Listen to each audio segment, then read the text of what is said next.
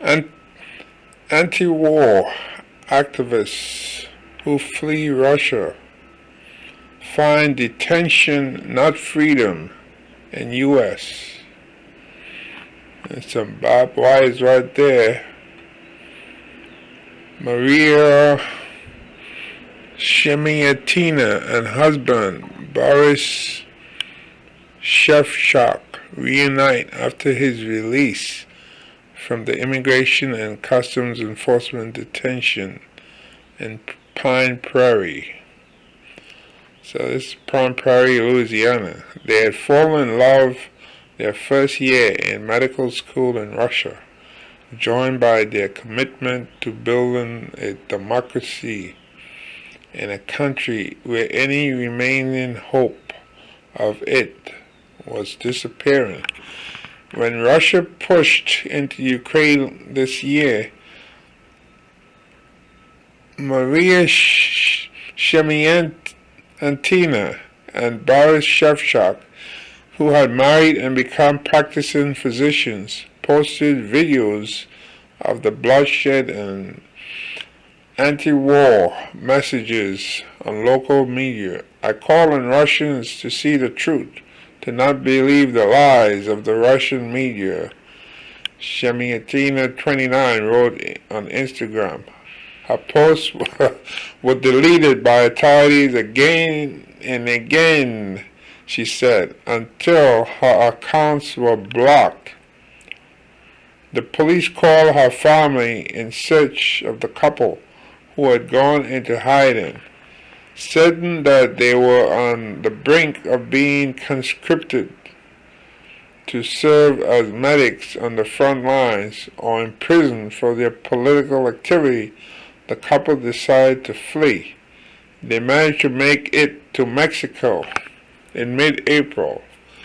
2 weeks later, they drove to a U.S. port of entry, handed over their passports, and requested asylum, expecting their first taste of true freedom. Instead, their hands were cuffed, their feet shackled, and they were flown to remote immigration detention centers in rural Louisiana. It would be 6 months before they would see each other again. Let me just stop there, I see comments all the time online about Biden's open border, Biden's open border. Anybody wants to come to America can just walk in. So these folks came in and they got handcuffed. So it's not really true that anybody who wants to come to America could just walk in. That's really a bunch of baloney. That area down there in the border, if you ever been, and I've been, because years ago I worked in California, and I used to cross the border, like around San Ysidro. Very, very harsh territory, desert-like. If you cross that area, you're in desert area, and it's very, very open, It's not like shrouded like a forest where you can sneak through, where trees can cover you and you can shade from the sun. No, it's nothing like that. You look at the grass, very brown, the soil, very brown. So you're in the open if you come through. And all you really need really down there is like devices that will show movement. They hook up, they can use technology, and they can see people coming over, and they can wait for them instead of having a whole bunch of border guards. You can just wait for these people because it's open. It's not like in a forest where you can hide, like in Vietnam, for example. In Vietnam, Vietnam got all these dense forests. Hence, that's why they were using Agent Orange to kill off the foliage, like the green leaves and so forth, so they could see the enemies in the jungle. Well, there ain't no jungle down on the southern U.S.-Mexican border. Nothing like that. It's open. You coming through, the sun is going to beat down on you. So let me get right to the story. I thought when we left Russia, our suffering would be over, Shevchuk, 28, said in an interview from the Immigration and Customs Enforcement Facility in Pine Prairie, Louisiana. I feel hopeless. As Russian President Vladimir Putin cracks down on dissidents and arrests drive dodgers, growing numbers of Russians are making their way across the U.S. southern border, but contrary to their expectations of asylum and freedom, many of them are being put into immigration detention centers that resemble prisons.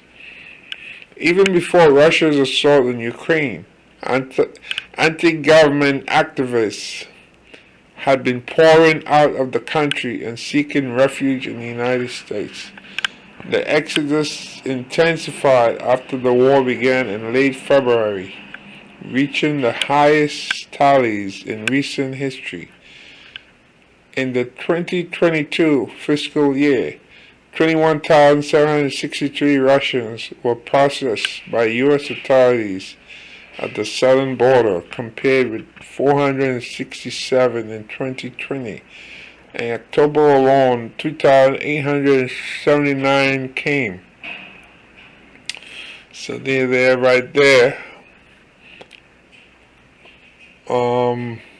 Everyone who touches U.S. soil has the right to claim asylum, though it is granted only to those who can prove they were persecuted in their home country based on their race, religion, nationality, political opinion, or members in a particular social group.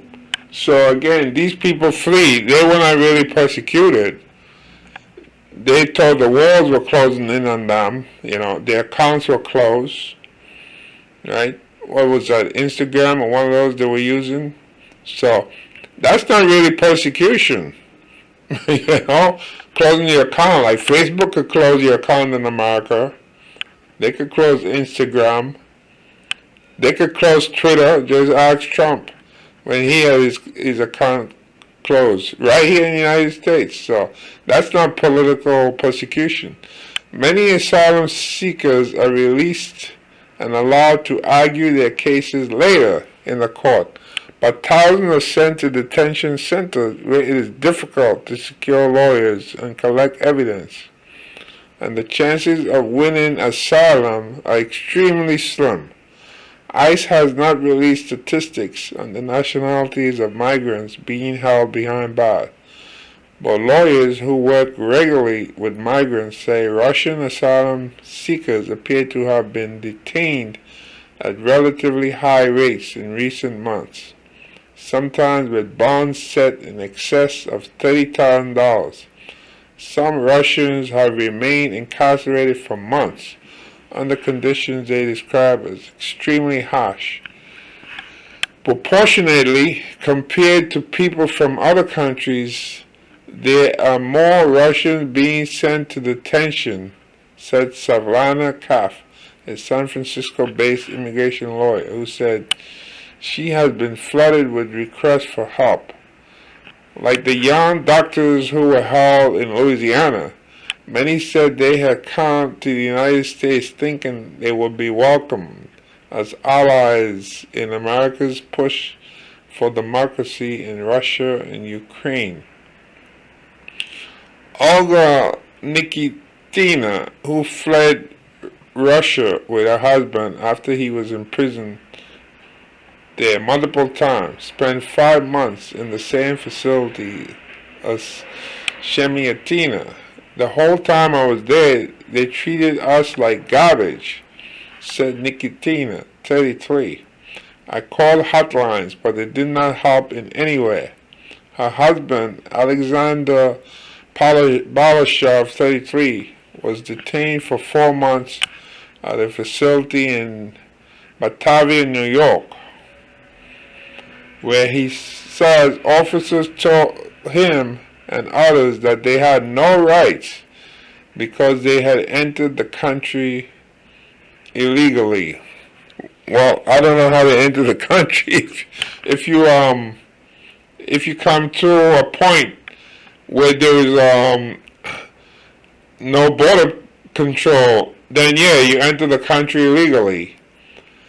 Ivan Sokolovsky, 25, another activist, has been held at the Pine Prairie for 7 months. He recently lost his asylum case and said he fears that he will be deported to his death. It would have been more humane to be shot dead at the border than to be held in prison so long, he said. Human rights groups have for years documented the prolonged confinement, medical negligence, and mistreatment of immigrant detainees, especially those housed in for-profit contract facilities like those at Pine Prairie and Basil, 30 miles away, where Shemiatina was held. Russian asylum seekers interviewed said they have been at the mercy of guards who treat them with indifference and not infrequently hostilities.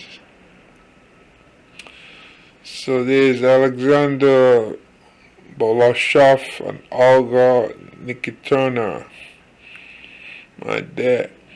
ICE declined to discuss individual cases, but said in a statement that the agency was firmly committed to the health and welfare of all those in its custody.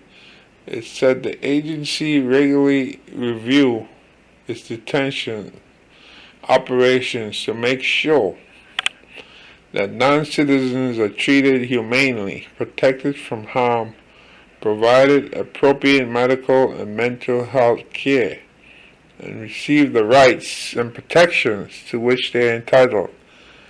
GEO Group, the private company that operates a network of immigration detention centers, including the ones in Louisiana, said its facilities provide round-the-clock access to medical care, a legal orientation program, and free telephone calls to lawyers. Shevchuk and Shemiatina have been increasingly concerned about corruption and crackdowns on public expression in Russia. They joined protests called by the opposition leader, Alexei Navalny, in the run-up to Putin's election to a fourth term in 2018, when the university threatened to withhold their degrees because of their activism. They continued to secretly donate money to Navalny's organization in the years before he was poisoned and imprisoned. We believe young people can make change, Shemiatina said. At the hospitals where they worked, the couple faced repercussions for their political views. They said their salaries were slashed, and after they refused to sign petitions and participate in demonstrations in support of Putin. When Russia invaded Ukraine in late February, the couple began posted photos and videos on Instagram and VKontakte, a Russian platform, and learned that police were looking for them. As doctors were mobilized for the war effort, they decided they had to leave the country. Unable to obtain visas to the European Union, you have to solve why, right? They followed the route of other recent Russian dissidents, flying to Mexico on April 13th. 2 weeks later, in the city of Tijuana, they reached the U.S. border and requested protection at the port of entry near San Diego.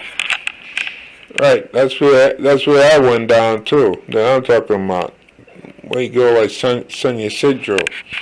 At the port of entry near San Diego, where they were ordered to remove valuables Shevchuk tucked their wedding bands into a compartment of his backpack. After 6 days in separate cold and windowless cells, they were flown to Louisiana on May 5th and placed in different centers. At the South Louisiana Ice Processing Center in Basile, Shemiatina counted 2,000 Russians in a dorm she shared with about 60 women in orange jumpsuits. After 3 weeks, she had her first court appearance over video with a judge thousands of miles away.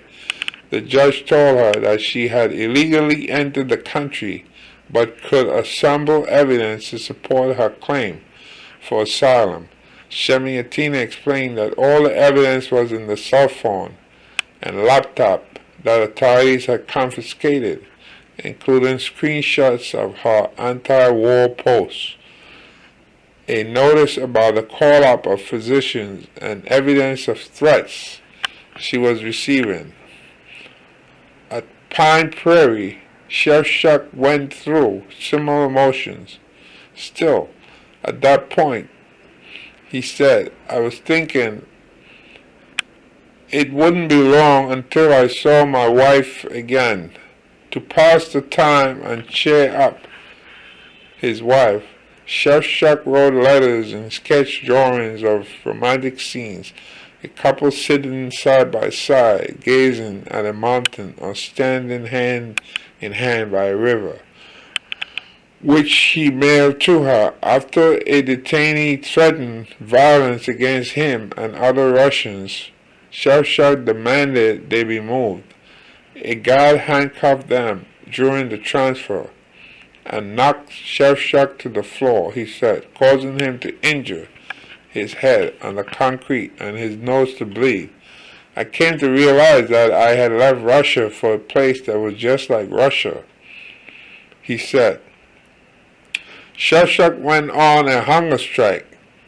He fired off complaints to the Immigration Detention Ombudsman, hotlines for human rights groups, and the UN High Commissioner for Refugees. Finally, in early August, the couple made their way to the top of the wait list of ISLA, a non-profit immigrant aid organization in New Orleans. Their lawyer, Jessica Gutierrez, filed requests for the couple's release, noting that they were not a flight risk and had a sponsor to receive them. ICE responded that after a review of all the relevant facts, it had determined that they could be released if each posted bonds in the amount of $15,000. But where would they find $30,000? By then, Shemiatina had begun experiencing excruciating pain in her pelvic area and numbness on the left side of her body, but MRIs were inconclusive according to medical reports reviewed by the New York Times. On October 5th, she was found unconscious in her room and then began having seizures. She was taken by ambulance to a nearby hospital where doctors diagnosed her with an unspecified neurological problem. When she was unable to walk without assistance, Gutierrez demanded her immediate release from ICE custody to preserve her life. Instead, she was sent back to detention. On October 28, ICE agreed to lower the bonds for the couple to $10,000 each, money they still did not have. "This is also senseless," Shevchuk said in an interview, then looking pale and disappointed. Yeah, it is. When you think about all the people who came into Texas, that the governor of Texas was shipping up to New York, those people didn't have any bond, and they're not having detention. They were sent up to New York, and New York City put them up in either hotels or places they're made for them. They're free. Whereas these Russians, ICE wants them to pay. First, it was $30,000 for two of them. Now 10,000 each, which is 20,000, which they don't have. You know. And by the way, doctors in Russia don't make a lot of money. You know, I read that a prostitute in Russia, like in Moscow, will make more money than a doctor. Even a taxi driver driving a cab makes more money than a doctor. So you can imagine. And I think that's one of the reasons the U.S. Is kind of like hesitant to grant these people asylum, because many of them would like to get here. There was a lady I used to chat with, like maybe going back 15 years ago, from Moscow, Russia. And she wanted to come to the U.S. She had a boyfriend in Los Angeles. And she went to the U.S. Embassy like twice and applied, and she was denied. And then you read, and this was a lady I personally used to speak with, you know, not a story somebody told me, but somebody I used to chat with who had a boyfriend. She couldn't come here, and eventually he went there to meet her, because it was easier for him to go to Russia than for her to come to America. So she met him. But still, she's in Russia today. That didn't work out. And then because there are countless number of Russian women you see in these romance sites who want to come here. And sometimes when they do come, you know, they find excuses, and they end up leaving the man, the American man that they marry. So that's another sham. And also, some of them, like the article said, they've been coming before through the Mexican border, because Mexico is very, very easy to come to Mexico. Mexico doesn't have a lot of fuss. You want to fly to Mexico, no matter what country you're from, they allow you in, because they depend heavily on tourism too, so they don't care. So once you land for in Mexico, you make it up to the northern part of Mexico, and then you try to cross over into the U.S. Now, some Russians, they could speak English well enough that they don't have like an accent, and they could dress up a way, you know, to come across the border. Some of them have done that, because in the past, you don't really need any passport or ID. You can just come up, show up at the border, and if you sound American, you look American, you dress American, you wear a baseball cap or what have you, and they ask you what's your citizenship, they allow you in. Because I was down there, I think in maybe 1992, and I went with an American girlfriend, and she was drunk anyway. She drank tequila, and the officer asked her, "What's your citizenship?" And she told him, and back in those days, they didn't check any papers or anything like that. And they let her in. You know, they let her in. So, if the Russians were able to like speak English well enough, they could get into the country and be an illegal alien. So I'm pointing that out there. So there was always an incentive for Russians to come to the United States, because they make a lot more money here. Even if they may be a doctor or what have you, like this couple, they would feel much better in the U.S. than the salaries they will make in Russia. So ICE would be more skeptical letting Russians in. So finally, a Russian dissident, Shevchuk, had met at the border. Balashov amassed the money to free Shemiatina. She traveled to New Orleans on November 6 to await her husband, wearing a brace to support her leg. Dan Garcia, a history professor at the State University of New York in Delhi and a volunteer for Freedom for Immigrants, which aids detained immigrants, had organized a fundraiser to pay Shevchuk's bond and fly the couple to New York. Community members volunteered to house and help them. These are incredible young people who fled because of their opposition to the regime, he said, and fell victim to our broken asylum system. And they repeated right here. On November 8, Shemiatina climbed into a minivan, her lawyer at the wheel, for the 3-hour drive to meet her husband at Pine Prairie. I'm more happy than on my wedding day, she declared.